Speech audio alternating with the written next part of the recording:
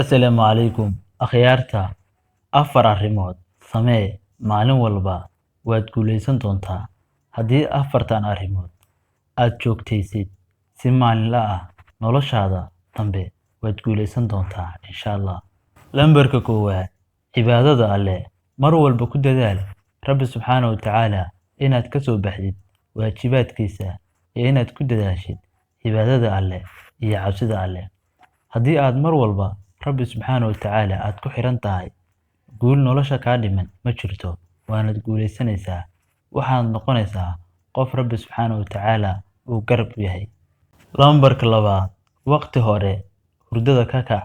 Subaxdii hore hurdada ka kac. Ha noqonin qof iska seexda. Haddii kale waxaad noqon doontaa kii seexda siciid dibi dhalay ayaa hore loo yiri. Marka subaxda hore kac oo dantaada, haddii aad shaqo leedahay, haddii aad waxbarasho leedahay, subaxdii hore u kac. Badanaa dadka waqtiga hore kaca waa dadka guuleysta mustaqbalka. Marka ku dadaal mar walba inaad waqti hore inaad kacdo, inaad salaada markaad tukatid inaad ku laaban, inaad wax akhrisato, inaad mataqaanaa waxyaabaha adiga laga rabo inaad diyaarsato. Lambarka saddexaad, inaad akhriska inaad badiso, inaad maalin walba inaad wax akhriso, inaad maadiga akhriso, inaad diiniga akhriso. Maalin walba haddii aad wax cusub akhriso ama maalin walba inaad book akhriso, haddii aad isku daydo, run ahaantii waxaad noqon doontaa qof experience leh oo khibrad leh oo wax badan maskaxdiisu ay hayso.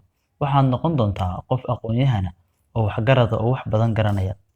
Haddii mar walba aad akhriska ku dadaasho, waxaad noqon doontaa qof maskaxdiisu ay dhisan tahay oo wax badan fahmi kara. Marka haddii aad rabto inaad guuleysato, akhriska ku dadaal. Akhrisku waa furaha guusha.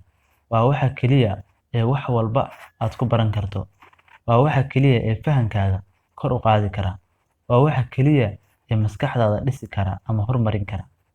Lambarka afraad, qorshe samayso. Haddii aad qorshe samayso oo noloshaada aad qorshe u yeesho oo aad noqotid qof hadaf leh, run ahaantii waad guuleysan doontaa mustaqbalkaaga.